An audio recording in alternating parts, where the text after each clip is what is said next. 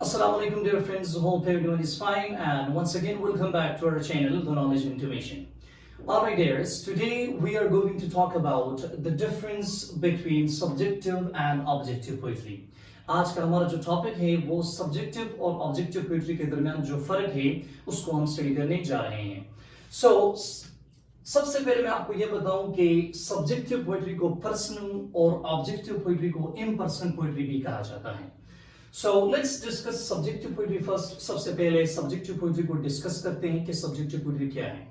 So the definition of subjective poetry is, in subjective poetry, poet goes into himself and finds his inspiration from his heart and writes about his own thoughts, experiences and feelings. मतलब है कि subjective poetry में poet अपने personal feelings, desires और thoughts को express करता है, उसको बयान करता है. यानी हम कह सकते हैं कि subjective poetry is the self expression of a poet. अब जब सब्जेक्टिव पोइट्री में अगर आप देख लो तो सब्जेक्टिव पोइट्री में फर्स्ट पर्सन नैरेटिव होता है, यानी वो उसमें जो सब्जेक्ट इस्तेमाल होता है वो आई होता है, क्योंकि ये अपने पर्सनल फीलिंग्स डिजायर्स के बारे में होती है, अपने जात के बारे में होती है, तो इसलिए जो सब्जेक्ट होगा उसमें आई होगा. अब इसलिए हम इसको पर्सनल पोइट्री भी कहते हैं. So these are the examples of subjective poetry. ये subjective poetry के examples हैं lyric, elegy, sonnet and ode. अब ये क्या है? So these are called literary genres. इसको हम literary genres कहते हैं और इस पर मैंने अलग से एक वीडियो बनाई हुई है. So if you people have any problem in literary genres, you can visit our channel and watch those videos.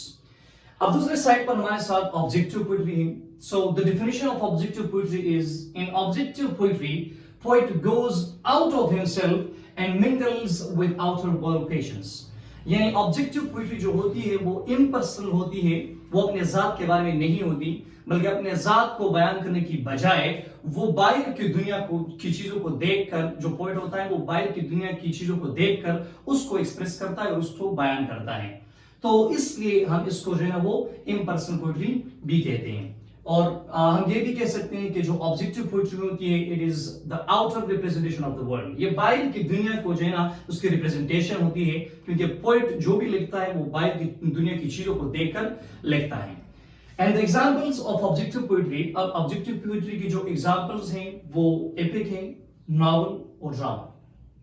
So it was all about subjective and objective poetry and hope you understood better.